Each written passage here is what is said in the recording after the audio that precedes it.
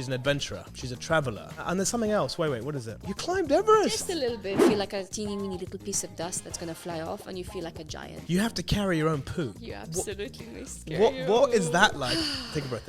I've actually eaten a yak burger. I'm not particularly proud of this. What the hell is Antarctica like? I love my dad's reaction to me. Antarctica has no airport! Everyone loves drama. I respect. Have something called the CMC can. What are those steps? He's like, those are millions of years old. House filters, not expensive at all. My father gave me this quietest, loudest no. He lost a bit of his memory trying to gather his mind. He almost forgot who he is, but he didn't forget who I was.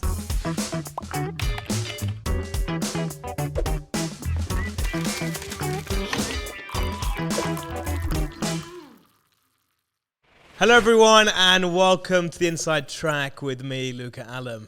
We are delighted to have Raha Moharrak with us. She's an adventurer. She's a traveler. She's a brand ambassador for Adidas athletes, I think it is. And there's something else. Wait, what is it? Hold on. Something. Wait, you climbed Everest? Just a little bit. And 6 other summits? Just a little bit. 14 if you want to count all of them. Yeah. But the 7 summits. My name is Raha Moharrak. I was born in Jeddah, Saudi Arabia. And this Saudi girl who was born in the sands climbed the highest peak in each continent. If I can touch the sky, what makes you think you're any less? The icy winds on the summit, a world away from the boiling hot desert sun of Saudi Arabia, making Moharrak's achievement even more incredible. The 27-year-old Dubai-based graduate is also the youngest Arab to make it to the summit. I couldn't believe it. I was standing on top of the world.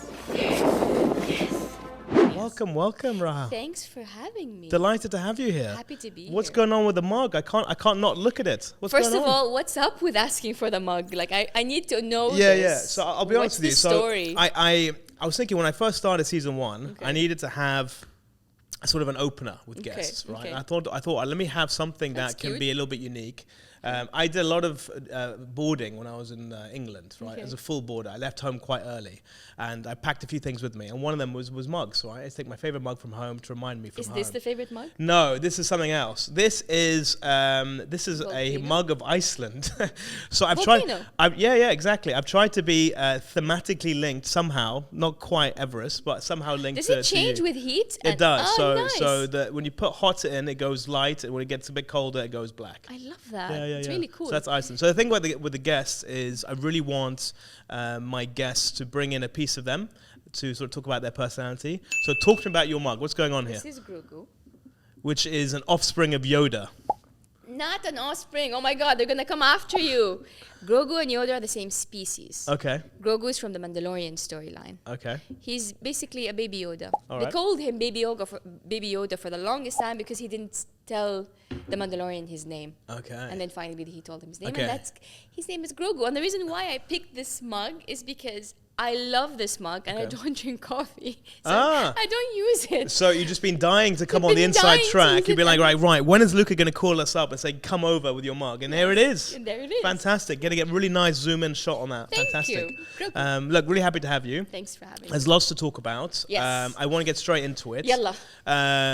Very, very few people have ever been able to scale Everest. Yeah. Right? Well, more and more now with different ways of climbing. There's speed climbing. Some people take. But give me a number. We're talking 1,000, So when I- 5,000? What's the total number? I don't know now, but when I climbed, I was in the 60th bracket of females. Yeah. When yeah, I climbed. Yeah. So I was sick because they give you a bracket. So I Yeah, was in yeah. the 60th. Yeah, and obviously you're most famous because you were the first Arab female to For climb Saudi, Everest. for Saudi female to first climb Saudi female. Everest and the 7 summits. So Okay. yeah, it's very, very special to me. Yeah. But most people didn't know that I didn't know that I was the first. Okay. So Saudi again. yeah, So by the way, you're very humble because when I said Arab female, you're like, yes, no. Because I want to give credit. So I love that. There's another female climber who has two nationalities has climbed, and there's always been this misunderstanding. Yeah. People thinking I'm trying to claim something over her. No, I'm not. I give her I pay homage to everyone that came before and after me. So I don't really care about titles, but yeah. when someone does say something, I like to just say Yeah. Saudi because Yeah. that it was where you're special. from. It was it was special to raise the Saudi flag, Yeah, right? yeah. The other one is personal, Yeah. to be the first from. Yeah, But Saudi is more. It's bigger than me. It's for my country. So what is it like? What is it actually like to be standing on the top of the world? So, despite this being one of the most common questions I get, I I know. can't answer it. That's why getting out of the way I quickly, can't so I have to say answer later. it. Okay. I can't. No, I love that you ask Yeah. it because it's a normal question to ask. Yeah. But you'd think I have practice in answering it, Yeah, but I right. don't have practice in answering it because it's indescribable. It's so hard to describe. First of all, let's talk about the physical part of it, and then we'll talk about the mental and then the emotional. Before we do that, can I ask, because look, what's weird from you, last season I had someone who went to space. Okay. She was the first Arab African female, Amazing. Sarah Sabri, went to space. And I asked her the question, when she came back from space, what's it like coming back? Because whoever you speak to, they can never share those conversations so with. hard, So yeah. what's it like for you? You go to Everest, you scale Yeah. it, 6 other summits, Yeah. by the way, as Yeah. well. And you come back and you've got, who do you relate to? Who do you And- talk and you to have about to- it? Because no one will understand what you're going And through. you have to remind our viewers and listeners that this was before the amazing era of Saudi. Yeah. So this was even before now. Yeah, 100%. Yeah, so now I'm so happy to say that now it's changed and it's become more acceptable for women to do what I do. But at the time, it wasn't the case. So I'll tell you physically. Physically, it was grueling because it was day 50 something of Okay. expedition. You're exhausted. You haven't had a decent meal in weeks. Okay, Yeah. you haven't showered in longer, and you haven't. 21 days was your record, right? Yeah, 22. 22 days. Good research, 22, but Yeah, that yeah, wasn't yeah. Everest. Yeah. That was on Denali, and I wish never ever to feel that stinky again. And you're exhausted. You're just exhausted. You're tired. You don't sleep. The last meal you ate came out of a bag with hot water. You're physically drained. Yeah. Okay, I'm just talking about physical now. I'll get to the mental emotion. Yeah. You're like run down, Yeah. and you're sitting in the death zone with 10% oxygen. So I have a very fast, normal speaking tone. Yeah. And when I get excited, it becomes faster. Yeah. And It's a sign of intelligence, by the way. People who Really? speak fast, apparently. oh, I love that because I speak very fast. And then I'm up there and I'm like, can I please have some water? And I'm losing my mind Yeah, because yeah, that's yeah. not how I Yeah, am, yeah, right? 100%, Like 100%. you're so frustrated because you're a shadow of who you Yeah, are. you know who you are. You're trying to be that person. You just physically can't be You that physically person. can't be that person. And then Yeah. they're like, okay, let's wake up at 8 at night to go Yeah. climb the highest mountain in the world. Yeah, Chop, yeah. chop. Yeah. Horrible and Yeah. really, really tough. So you do that. You get you get the courage. You well, in my case, I was sure that the rip on the side of the tent was going to make the tent blow away. Yeah. Because I had a rip on the side of my tent because the wind is just Yeah. pounding on the tent, which I literally took my big duffel bag and threw it in the hole just to As a blocker. as a blocker. So I slept in basically all of my gear. And those duffel bags are heavy. Heavy, big bags, right? So Yeah. I just threw it in the hole. Yeah. And I slept in my gear minus the outer boots and outer gloves. So I slept Yeah. in fighting gear. Yeah. And then the emotional, mental side of that. Yeah. You're exhausted, tired, and then you get there and you doubt yourself. You get there and you hear, remember the stories of, people dying. Mentally that's very difficult. The mental side of that is very difficult. And then you pass the bodies and then it's very difficult mentally. And then you finally get to the summit and you're emotionally like overwhelmed. You feel so massive and so small in the same time that you feel like a teeny weeny little piece of dust that's going to fly off, and you feel like a giant in the same exact moment. So it's very hard to explain Yeah, amazing. what it means.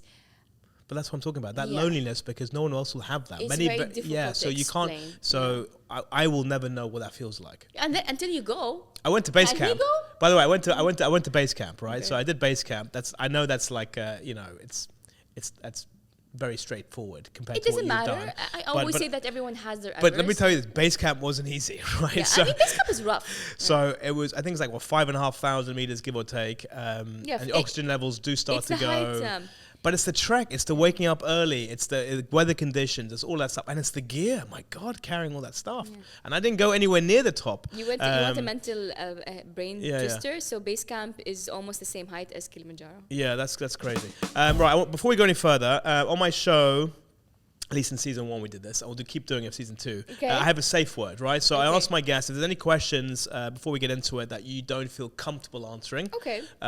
Could be about your love life. Could be Okay. about other things. Okay. What is your safe word? Pineapple. Pineapple. Why pineapple? I love pineapples. Okay, very nice.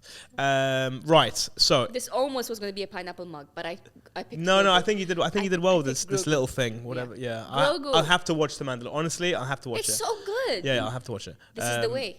Okay. On today, I want to talk to you about a little bit more about the climbing experience. I want to talk to you a little bit about Quality of Life podcast and how Sure. that's going. Talk a little bit about brands and how you represent them because Sure. they've played a role in your development Absolutely. as well. I want to talk to you about Saudi and your take on modern day Saudi and how that's progressing and your role within that progression, if you like.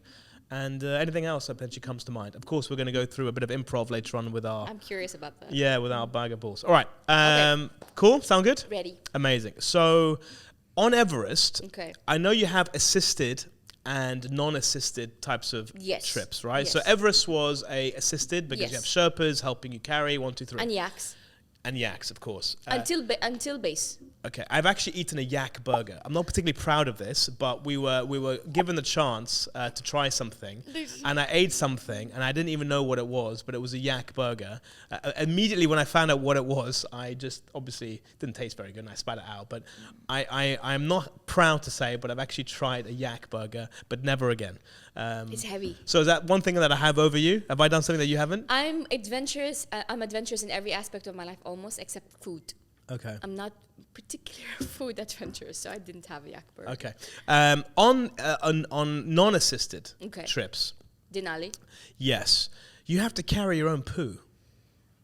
You absolutely missed. What is that like? And not only your own poo, you're carrying other people's poo.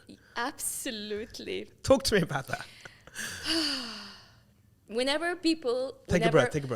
Okay. Yeah. Whenever someone يصغر or makes it small, whenever someone belittles my climbing career, I look them straight in the eye and tell them, I carried my team's poo. How can you belittle my achievement? For how many days? So here's the thing. Some mountains allow you to defecate in different places. Yeah. And that's disgusting because Yeah. it damages the natural ecosystem. Yeah. But the flip side, you don't need to carry anyone's poo. Yeah. But it's disgusting because the snow will melt and you'll have really disgusting. And the water, it's horrible. I know you're laughing. But some mountains, which I prefer and I respect, have something called the CMC can. Yeah. It's And like a big bucket. It's a big green bucket that each team gets with a tag, with a barcode, the tag. And it's not one per team, mate. It's one per team. Yeah. And how many in the team? So the team can be 6 or 8 or 10 or whatever. And when I particularly had this damn CMC bucket, I was the only female on my rotation. Yeah. And you switch who carries the bucket which time of the week. Do you do like short straws or whatever the equivalent is on? So it's short straws and it rotates. Okay, right? so you have to at some point to carry the can. At some point there are things that you carry all the time. I hate that he's laughing, but it's true. You have to carry. You split the tent between the 3 tent mates. Mm-hmm. So one takes the outer shell, one takes the inner shell, and one takes the metal. Yeah. So you each have one element of the tent. Okay. But since it's one CMC per team, we need to share the carrying it. Okay. So you literally carry poo. Okay. And I used to, when it was my turn, I used to, and it wasn't, you shouldn't really do that, but I used to leave it outside to freeze, leave the bucket. To reduce the smell. Just because to me, if it's a solid blob, it's less dangerous and less swishy. Very smart, that's so great. I would bury it. I'm sorry, Han. I'm sorry, Dave Han. He was my guide at the time. Yeah. I did leave it out to freeze. I'm sure he's a friend of the show. I'm sure he's watching. Yeah, I left it out to freeze just because in my mind, if it's a clump, it won't splatter. And you literally carry it out, and then there's designated areas where you can leave it, and there's designated areas where you can go number 1. By the way, you couldn't just go number 1 anywhere. You needed to go either in your number 1 bottle or in the number 1 wand area where there was a stick. Very so nice. it was disgusting. Yeah. But it's a price I was willing to pay to save the environment and not to be mean. One poo at a time. One poo at a time, and I don't have to remind you how much men eat and how much men. I mean, you have to look. I guess you have to eat huge amounts of food, get your calorie intake up to keep your energy up, right? So you're probably just constantly having, and you're forcing yourself. I guess. I mean, I remember base camp. We had to wake up very early in the morning and eat a huge meal at like 5 or 4:30. You force yourself. Yeah, and it's like, I don't want to eat this stuff, and it's like really rich carbs, protein, whatever else. And poof. Yeah. By the end of the day, it's gone. Yeah, it's gone. Because you're cold, you're tired, and especially Denali, like you're carrying 25 kilos and you're pulling 25 or 15 kilos. So tell people where Denali is. So Denali is one of the 7 summits. So tell people about the 7 summits, because again, there's also controversy about 7 summits. Well, some say it's this, some say it's that. There are different versions. It's not a controversy. No, it's not a controversy. Everyone loves drama. It can be a controversy. They're the classic 7 and the modern 7. So let's go with the classic. I'm a classic and guy. the reason why there's a classic and modern is because 2 of them, at some point, even now, you can't climb easily because of political issues. Yeah. So the classic 7, which was established by a guy called Dick Bass, are the classic, the 7 continents without their geopolitical areas. Okay. For example, the one in Australia, it's Australia, not Australia with its geopolitical neighbors, right? Not Australasia. Exactly. It's Australia. Yes, because they're not attached together by land, but geopolitically they're Australasia. What's that called? So that's called Kosciuszko in Australia. Yeah, it just rolls off the tongue, doesn't it? Kosciuszko. It's a Polish name. And it's an easy one. Okay. So people were like, no, it's too easy. Let's take Australasia.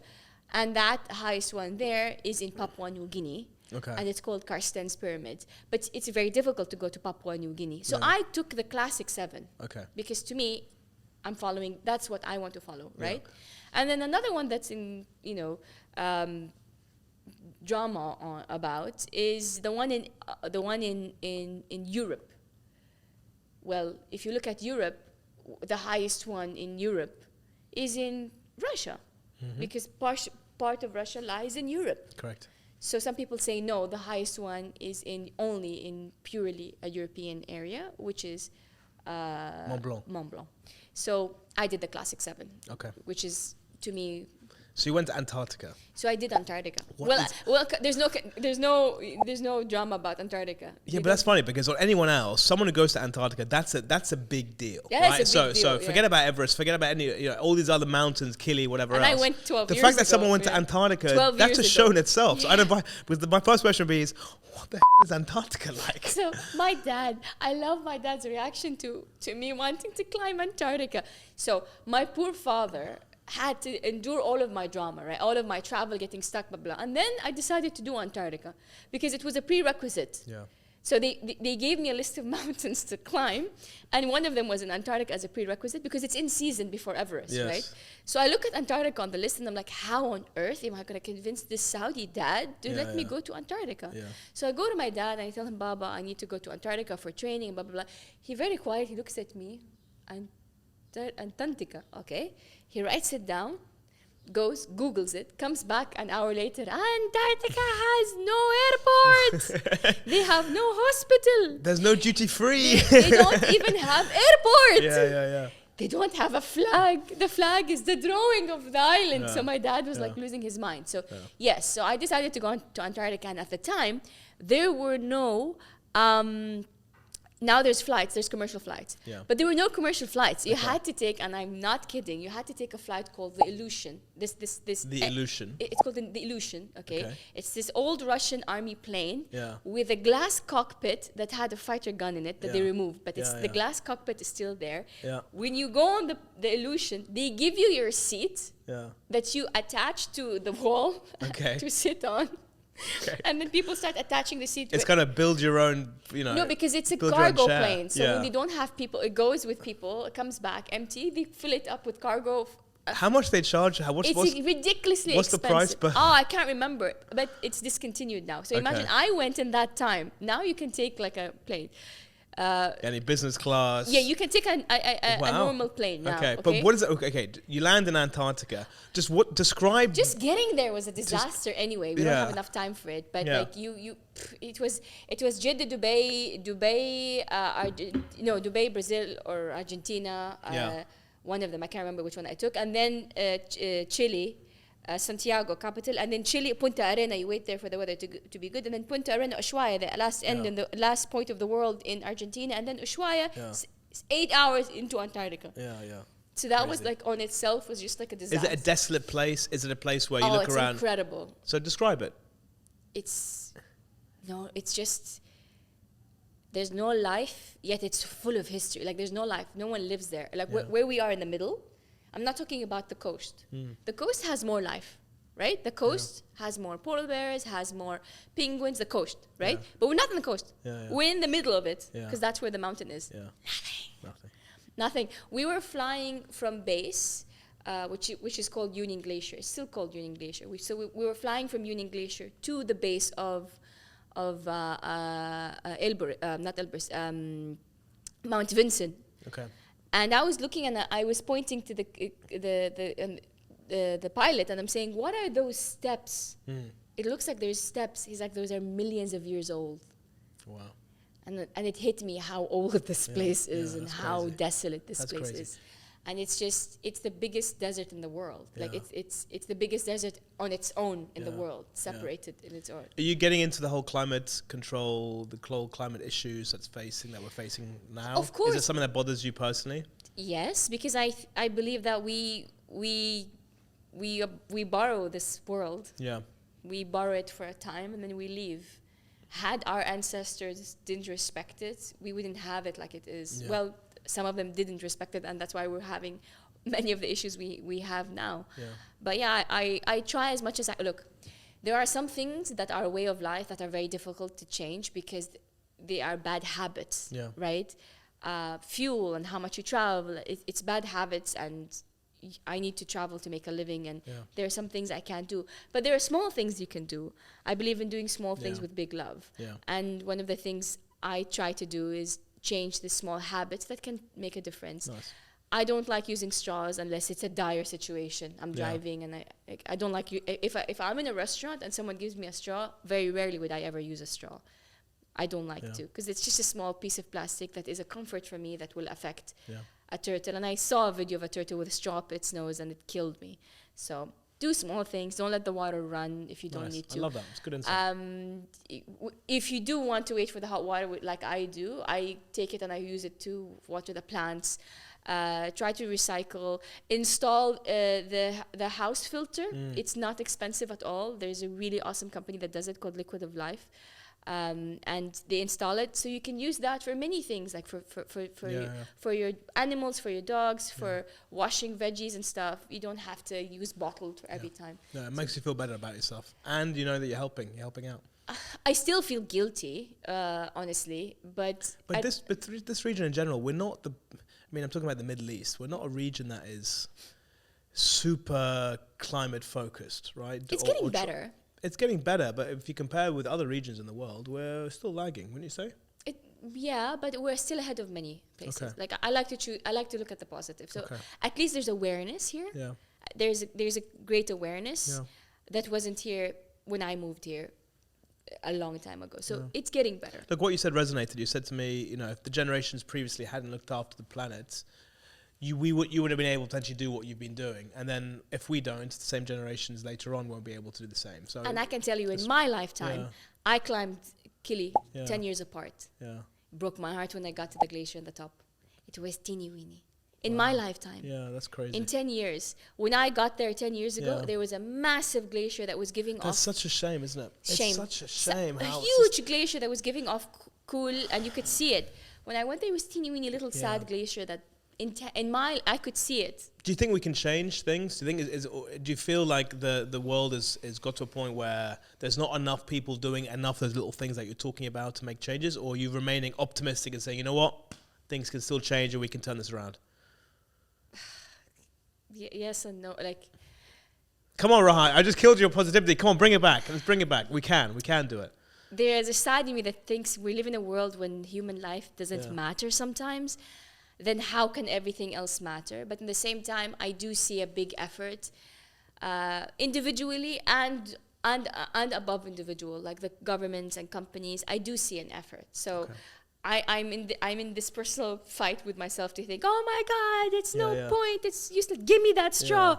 But at the same time, because I do hate when the glass is not clean. You know, I don't know if the glass has been cleaned properly, but I push myself not to take that straw because that's my way of saying no to, you know, silly single-use plastic. That's a small comfort that might kill a creature. So, yes, I try to be positive, but sometimes it just hits you and you think.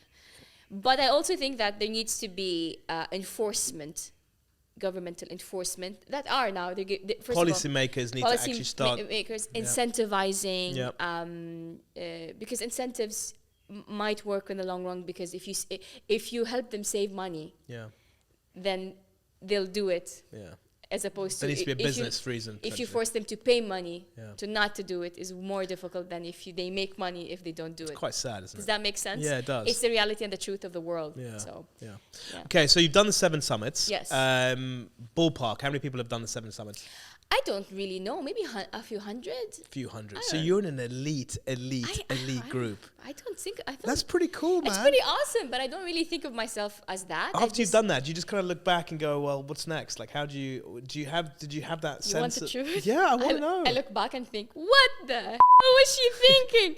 No, honestly, it took me years to recover my physique again, to be back to my size, because I was bulky. I was much bulkier, and my skin condition, because I damaged the hell out of my skin, and my hair to come back to what it was 10 years ago, because I ran myself to the bone.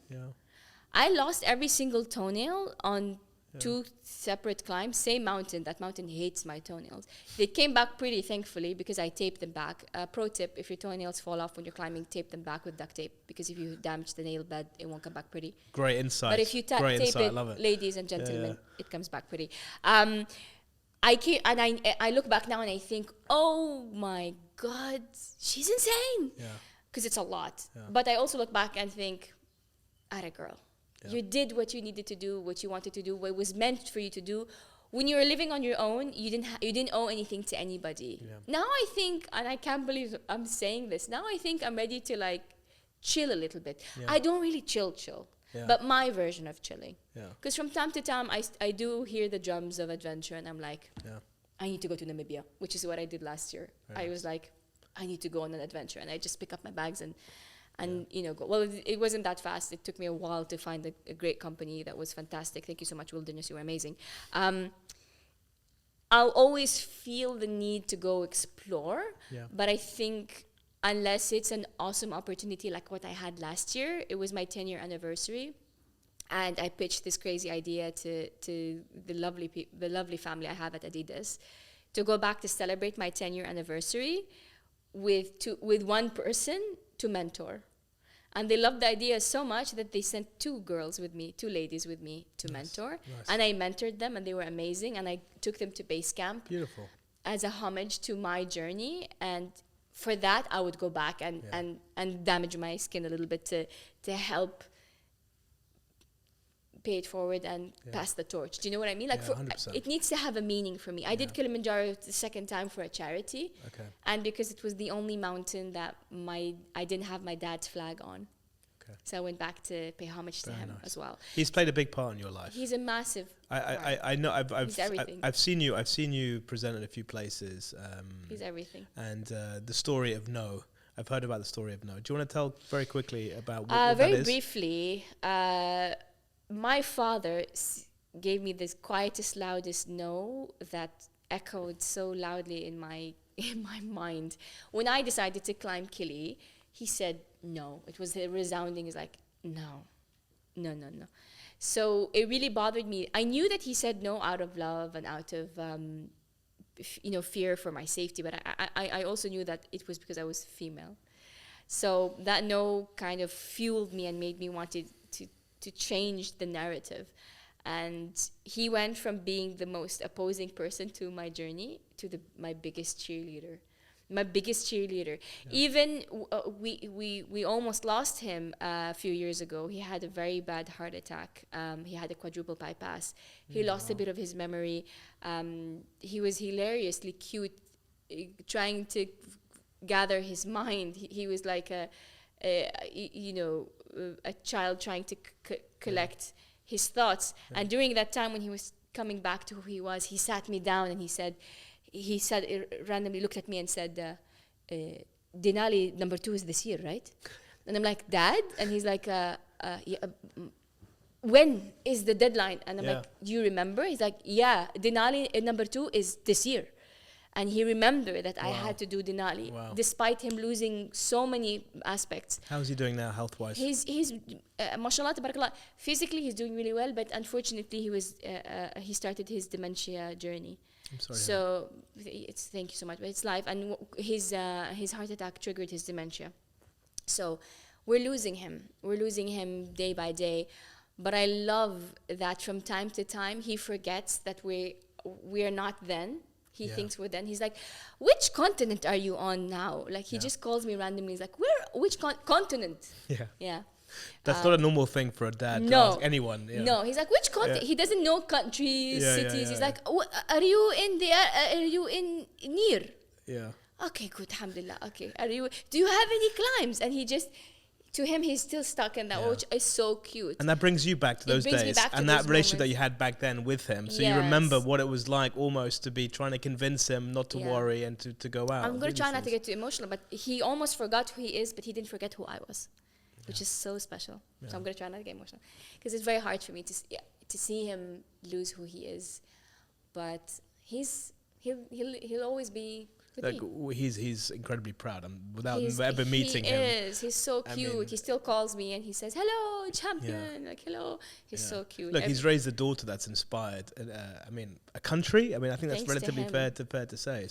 He made me believe that I can live wonders. Yeah. So what's it like when you do go back to Saudi? Do you get recognized when you go for coffee? What's that like? This is it's a good question, but it's kind of a weird answer.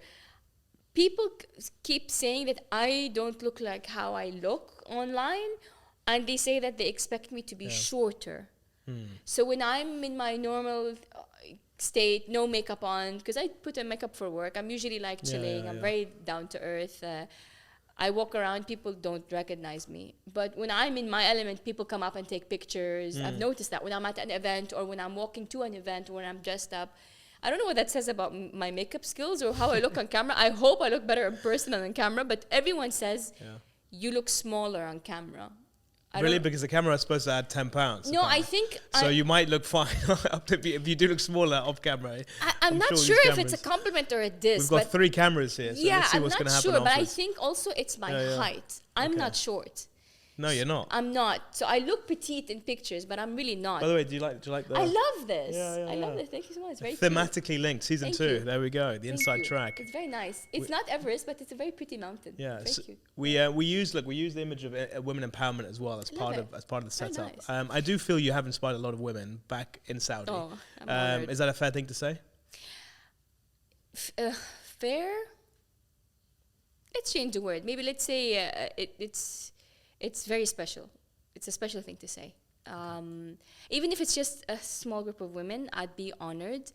And men, because I do get messages from people from all walks of life and all demographics and all types of relationships telling me, I took my mom to climb, or I took my wife to climb, or here's a video of my daughter climbing, or my favorite, here's a birth certificate of my child that I named after you. Oh, wow. I have a bunch of those. And I'm in touch with there's a bunch of mini Rahas running, and I know a lot of them, and I check up on them from time to time. Mini Rahas, they're like, we named her after you. Does your name mean anything, by the way, in Arabic? Ironically, it means calm seas. I love that. My dad in the BBC interview said, a guy asked her, the interviewer asked him, about me, and he said, her name means the calm seas, but she's a tsunami. Yeah. So Classic. very ironically, not calm. I can be when I'm in the zone. I'd shock you when I'm playing or when I'm climbing. Because I play beach volleyball, when I'm playing or when I'm climbing. I imagine you're quite competitive. I'm super competitive, but if you watch me play, I'm shockingly, despite being very animated, I'm very stoic when I'm playing. I don't show emotion. Yeah. Very rarely. Unless I get a really nice point, then I'll get excited. But I don't show much. It's just how I think because I feel too much, I need to turn it off to get the job done, because because I feel too much. I feel like I'm a sympath. I feel like I feel everybody's energy. Yeah. So I try to turn it off to get the job done, and then later I take it all in. So you're now a host. You do your I'm own a host. podcast as well, and you've got another one I think coming up relatively soon. So talk to me about the Quality of Life podcast. What's the premise of the show? I'll be very honest. I get a message on my inbox in my Instagram. This lady insisting on casting me for the host for this podcast. Mind you, she was texting me when I was training for last year. So beginning of the so I was training to go back to Everest. I had a TV show. I had many speaking events. I was doing shoots. It was one of the peak busy time of my life. And this lady messages me. Her name is Juliet. And she's like, I want you as a host for this. And I'm like, I don't have time for this teeny thing. And she's like, please, I love how you are. I think you're perfect host for this. I said, okay, fine. We'll do it in intervals, and I will shoot X amount. I was so strict, X amount of time, and then that's it. We do one season, and that's it. Because I just didn't want to commit, because I don't know how to do anything half-assed. Everything I have to do is from the heart. Yeah. She's like, sure, we'll work on your schedule, and we'll go for it. Yeah. We're on season 5 now. Wow. MashaAllah. We have 2 sponsors. We're on season 5, thanks to the incredible team and for Juliet for believing in me and giving me a cute platform to just get like-minded people. It's very simple. I kind of have happy envy, because this is epic. We have 3 cameras, 2 mics. Can we rent this out from time to time? This is so fancy. And ours is just like a mic, and it's online. But what I love about it is that it's so simple. It's only half an hour or so, and it doesn't take that much time to set up and that much time for the guests. So we get a lot of really candid, because it's not the setup. It's very different. So it grew to be one of my favorite babies, but I can't take credit for it at all. And I thank her and I commend her for believing in me, because I didn't believe in myself in the beginning. I've done so many things, but I didn't believe I can do something consistently because of my life. It's not easy. It's not easy. So you got to stick to it. You got to maintain it. Similar timings. And I don't like saying yes unless I, commit. I don't do anything like we say in Arabic, nuskum, half sleeve. I don't do half sleeve. So it grew, and now it's become it's one of my favorite. It's my baby. And 3-4 days ago we did you can take this word, by the way. We did a podathon. A podathon? Yes. All right. We did a podathon because I'm traveling. How many back-to-back did you do? 6. Wait, 6? One dropped out, I think 5. So 5. Each one's about 30 minutes? 40. 40 minutes, because we have an intro. We talk to the guests and stuff so 40 minutes. We did, and some of them we have double guests. One take or multiple takes? One take. And some of them we have double guests sometimes. Okay. So it takes longer. So your head is like this? We have to, well, it's a screen, so it works. So yeah, I the more of the story is that if you're passionate about something, go after it and do it. It's the same as you. I love that this started from a place of passion, and I love that it's a duo. And so she handles an aspect and you handle an aspect. I love it.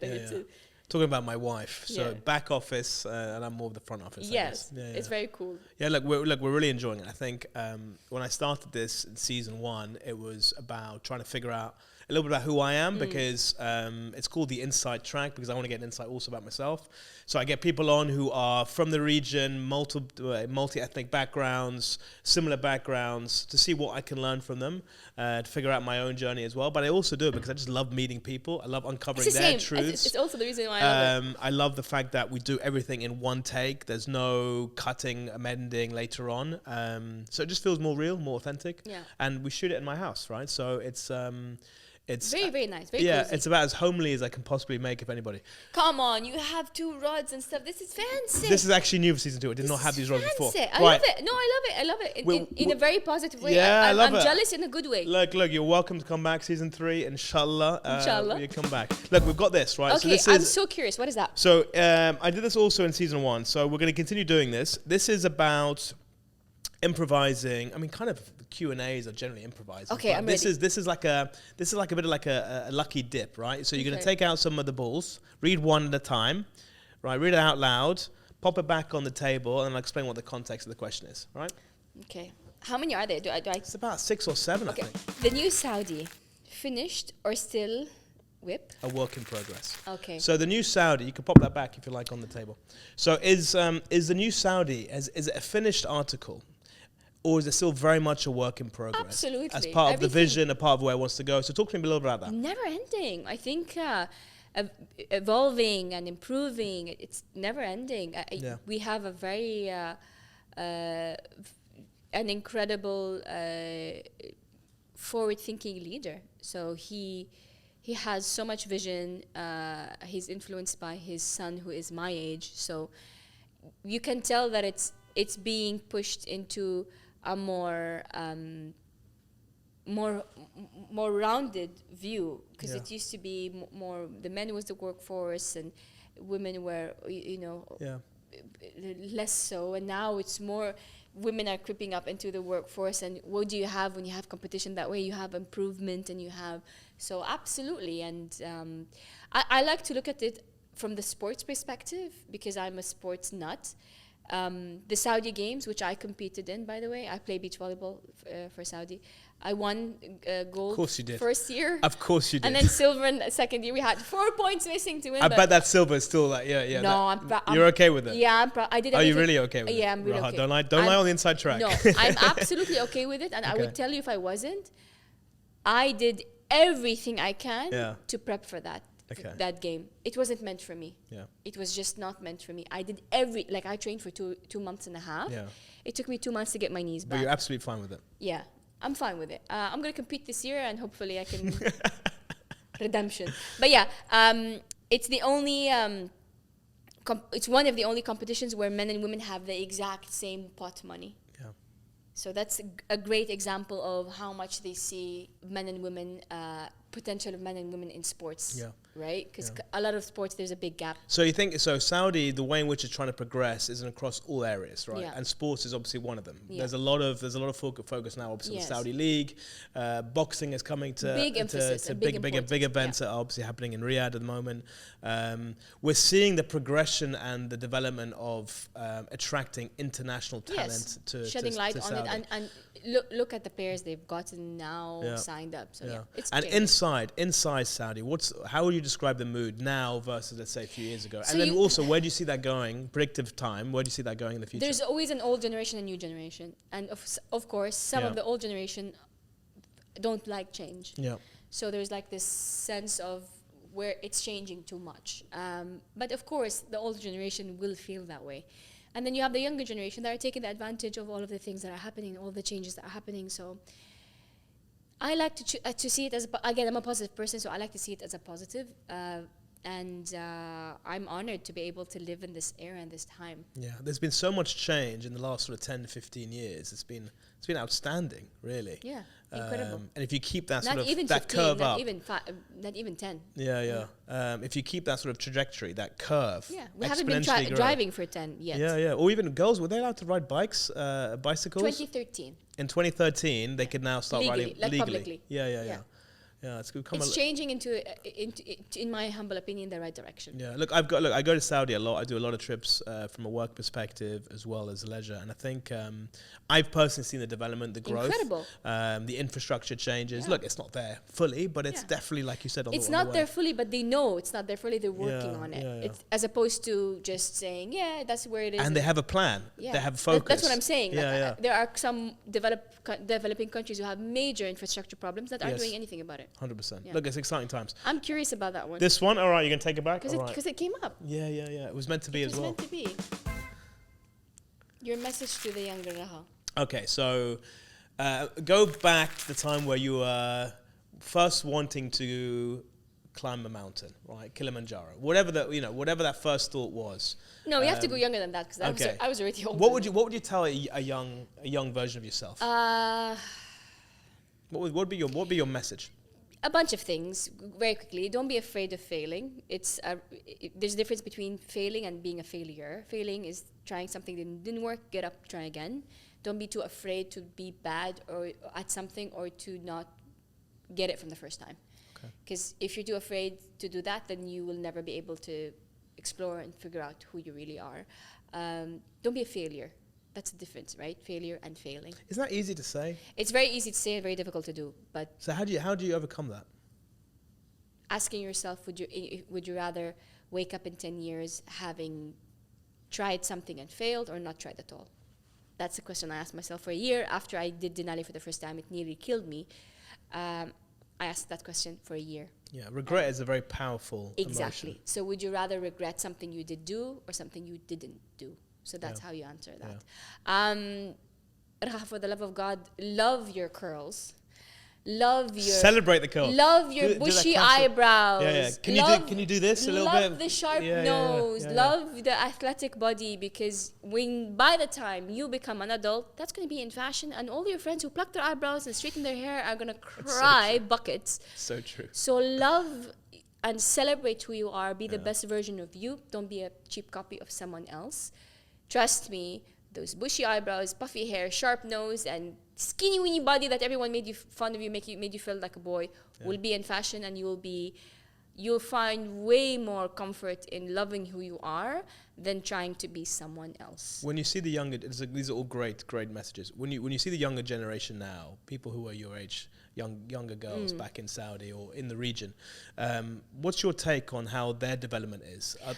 Sad and scary. I feel like they've become so superficial. I mean, we of course, growing up as a teen, there's an element of being superficial because you want to fit in. Yeah. It's very normal to want to be like everybody. It's normal because it's easier to be with the herd than against the herd. But now it's become deeper than that. It's become hateful. It's become unattainable, right? The beauty, the standard of beauty has become unattainable. They look like everybody looks the same. Most people look the same. Yeah. Like you take a big chunk of these people who are famous now, they all look copies of someone else, and there's no beauty to celebrate. There's no individuality to celebrate. And please don't get me wrong. If you feel like there's something really bothering you or something really upsetting you about your face or about your body, fix it. Change what you believe is what's meant to be what you look like, right? But don't copy others. Change to have a better version of yourself. Be the best version of yourself. Yes. Don't go and take a picture and say, I want this this nose or this. Don't try to copy others. Enhance and embrace your beauty. Because I guarantee you, there's no amount of makeup or filters that can hide an ugly soul. Yeah. No amount. Yeah. So please celebrate. Save money for 2020 because it's a tough one. And wear sunblock. You can tan, Raha, tan. Just wear sunblock because, tan everywhere else, but just sunblock on your face. Okay, very nice. If you saw a doppelganger, someone who wanted to look like you, how would you react to that? Someone wanted to look like you? Yeah. So you talked about people, wanting to copy the look of someone else. And you mentioned there would be people who've been named after you because of what you've done. So what if you see another Raha in the future, someone else who's done a lot of work to look like you? How would you feel? Wow, that's a really good question. I would ask her, are you happy? Okay. Are you, does this make you happy? Yeah. I feel like I look very authentic and natural. Yeah. I hope it looks the same on her. But genuinely, I don't like to judge people. So if she did do that, first of all, it's weird. But I'll try not to judge her. I'll ask, this make you happy? Yeah. Great answer. Yeah. Should we do another ball? Yes. One-way ticket, where are you going? Yeah. So you've got a one-way ticket. Okay. Right. Can we answer this later? Well, not really. Okay. You got to answer it. So look, you travel a lot. You described yourself off camera. One-way ticket is tough. Yeah, look, you described yourself as an adventurer, as a traveler. So where you could only take one more flight, right? Where are you going? Okay. There is a route that you can walk the longest length of the earth. Because you said one ticket. So I'd take a ticket to then and walk back home. So you take a ticket where? There's a route. Yeah. Starts in South Africa. Well, opposite. We will start in the end of Russia, and you can walk all the way to the bottom of South Africa. Really? You can walk this route. There was a gentleman who actually there's someone who he did Africa, who ran recently, or walked or ran. I'm not running. Yeah, but they did that. But that isn't that. It's a very smart answer. So if it's as one an avoidance, ticket, so I would take that ticket there. Okay. And walk back home. Okay. So you see as much as you can with that one ticket. Yeah, I mean, I can't not come back. Yeah. So if I need to use another means, I can do that, or I can, I like it. It's a smart answer. Okay, or the same thing. I would take a ticket to an island and take a boat back. Look at you, just finding alternative ways of traveling. Fantastic. A true adventurer. What's next?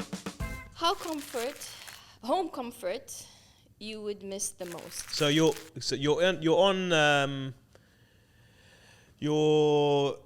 on Everest or anywhere, right? And you're just dreaming. You're sitting there and you're freezing. You're tired. You're cold. You haven't eaten answer. well. What's the one you're wishing you're back home? What's that home comfort you're missing the most?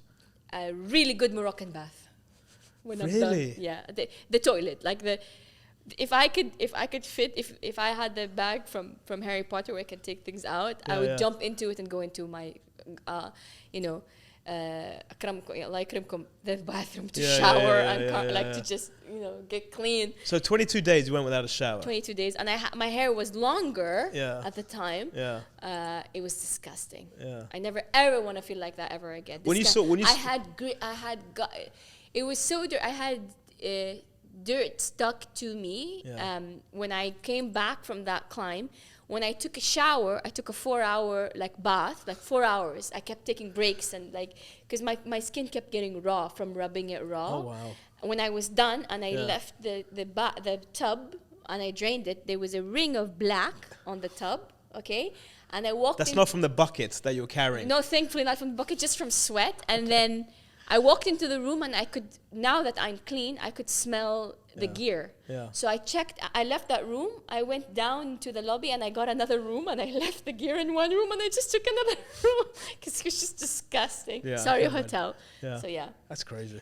The comfort is, honestly, if I can't fit my dad in that little bag, I would like to be clean. Well, the first time when you came back from one of the trips and you saw a Western toilet, what was your, that for me, when I saw one, I'd be like, that was my home comfort that I was missing the most. And it was just base camp. But you have it bad when you miss the sound of flush. Yeah, right?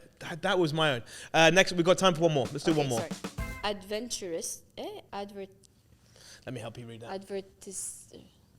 I want to speed through the other one as well. So advertisers, necessary or nice to have? So advertisers, brands, they've played a bit of a part in your role, in your development. They were a huge part in my role.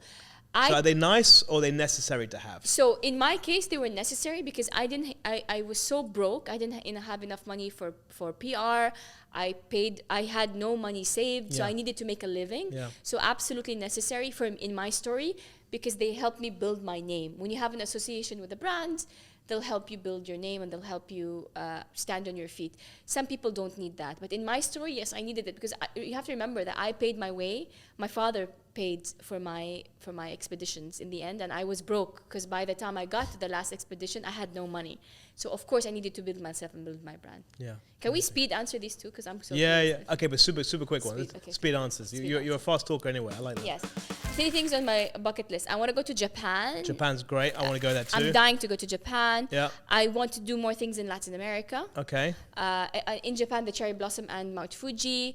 I want to see the Northern Lights. I've tried to see them in so many different countries. I've seen the Northern Lights. I've been to so many different times and I've never seen them. I've done something that you haven't. Yeah. Can I have a little moment here? No. Wait, hold on. Okay, moment's We're running out of time. Moment's done. Yeah. Okay, yeah. I saw a slither, but I didn't see the one I wanted. Yeah. But still, you don't have that open. Iceland, by the way, going back to this, start the show. Iceland. That's where I saw it. Amazing Northern Lights. Yeah, but I saw it. It wasn't wow. It was like, Nini. I still want to see better. Okay, you see it better through a phone rather than through. Yeah, exactly. I didn't like that. I want to see the real one. Okay. Uncomfortable being normal or normally uncomfortable. Okay, are you uncomfortable being normal?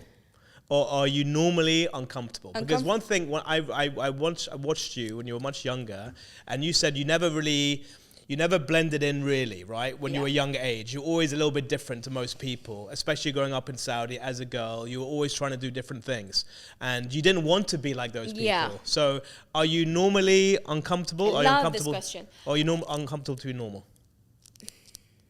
Uncomfortable to be normal. Absolutely. So uncomfortable to be normal. Like I feel like when I fit in, what's wrong? Yeah. When I'm not comfortable, then I'm like, yeah, that's what I'm used to not being comfortable in mundanity. Like, I'm used to it. Yeah. So when I am comfortable, I feel uncomfortable. When I'm comfortable, I'm uncomfortable because I'm like, I should be doing something. I should be doing something. I should be planning something. I don't know how to just sit and do nothing. Look, you've done well for the last hour or so, Thank give or take, not moving too much. I think you've done Thank phenomenal you. I hope job. I was a good guest. You're a phenomenal guest. always try to be like a good guest. The good news is I'm never going to have someone who's ever gone to Everest and who's a Saudi female ever again on the show. You've absolutely nailed it. But much more than that. You've done so much more than that. I can connect you to a few that came after. But Arabs with altitude, you guys called yourselves, There's right? a bunch of us. So there's a few of us. But no, there's a female who's a friend of mine. Shout out to Muna Habibti. I love you. So yeah, I have a final question for you. I know we're pressed with time. That's okay. I believe that not everyone will climb Everest that's in the Himalayas, but everyone has an Everest to climb. So my question to you is, what's your Everest? I'm doing it right now. I love that. I'm doing it right now. This has been the thing that's been scaring me the most for a few years, to be able to be in front of a camera, to have all eyes, lights, cameras, whatever, people looking at me, to do something that I'm really passionate about. And I've waited quite a long time to do this. So I've decided, you know what, let me face my fear, let me do it, and I'm loving it. So that's my answer. It shows, the passion shows, and thank you for having me. Thank you for giving me a voice, and I really hope you get to the summit of that Everest. Thank you so much. Look, it's been a real pleasure. What is last thing? What is your leaving insight? So the one thing, looking back from your story with your dad and all the support that he gave you, the groups of friends that you've sort of bonded with over the years, and those that you don't relate to because they've never experienced what you have, coming from Saudi and all of the trials that you had to go through to where you are now and looking forward. What is your own insight, would you say? It's hard to be different, but if you had to choose between losing people who don't understand you and don't want to understand, because it's a difference, right? Because my father, I don't think my father will ever really understand me, but he respects that he doesn't understand me anyway. If it's rather to lose those people, and I know it's difficult sometimes because it's the people that are closer to you the most, or losing who you are, what's easier for you? To be a shadow of yourself sitting around people that don't know how much you can shine, or to lose those that are hindering your true light. My father once told me, the reason why I said you can go and do these things in crazy places around the world, in places I couldn't even pronounce, is because I looked at you one day and you were sitting next to me, and I told myself, I would rather have her far away living her best life and happy than right next to me and not alive. Wow. So ask yourself, lose yourself or those who don't deserve you? Amazing. It's very difficult, but yeah. Thank you for watching. Thank you for subscribing, sharing, liking. And Raha, thank you. It's been my pleasure. It's been great having you. You're an amazing person. You are an inspiration, not just to females. And look, hopefully we'll get you back on in the future seasons. Anytime. Take care. With Grugu. Of course.